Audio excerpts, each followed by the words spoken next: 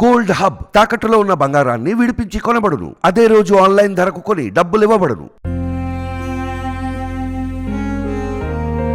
నమస్తే, welcome to మనం TV. నేను మీ ప్రియాంకారావు. కేరళలో భారీ వర్షాలు వణికిస్తున్నాయి. జనజీవనం స్తంభించిపోయింది. వర్షాల కారణంగా పలు జిల్లాల్లో వర్షం దంచుకొడుతుంది. మరోవైపు అతి భారీ వర్షాలు కురిసే అవకాశం ఉందని వాతావరణ శాఖ రెడ్ అలర్ట్ జారీ చేసింది. ఋతుపవనాలు ఎంట్రీ ఇవ్వకముందే కేరళలో కుంభవృష్టి కురుస్తుంది. ఎర్నాకులం అలానే కొట్టాయంలో రెడ్ అలర్ట్ ప్రకటించారు. భారీ వర్షాల కారణంగా లోతట్టు ప్రాంతాలు జలమయమయ్యాయి. ఎర్నాకులంలో చాలా చోట్ల ఇళ్లు నీట మునిగాయి. ఆకస్మిక వరదల కారణంగా జనజీవనం స్తంభించింది. రోడ్లపై వాహనాల రాకపోకలు నిలిచిపోయాయి.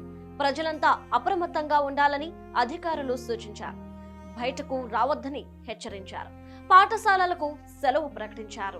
భారీ వర్షాల కారణంగా దక్షిణ కేరళలో పంట నష్టం వాటిల్లింది. కొట్టాయంలో కూడా ఎడతెరిపి లేకుండా వర్షం కురుస్తుంది. 17 సెంటీమీటర్ల వర్షపాతం అక్కడ నమోదైంది.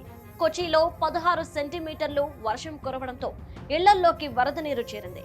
కొన్ని ప్రాంతాల్లో ప్రజలు పడుతున్న ఇబ్బందులు వర్ణాతీతం. రెస్క్యూ బృందాలు అలర్ట్ అయ్యాయి. లోతట్టు ప్రాంతాల ప్రజలను సురక్షిత ప్రాంతాలకు తరలించారు. ఎక్కువ వర్షాలు భారీగా కురుస్తుండటంతో సీఎం విజయన్ అధికారులతో సమీక్ష నిర్వహించారు. తీసుకోవాల్సిన జాగ్రత్తలపై సూచనలు చేశారు. ఎర్నాకులంలో నదులు ఉప్పొంగాయి. దీంతో ప్రజలు భయాందోళనలు చెందుతున్నారు. కొన్ని చోట్ల వంతెనల పైనుండి వరద నీరు ప్రవహిస్తుంది.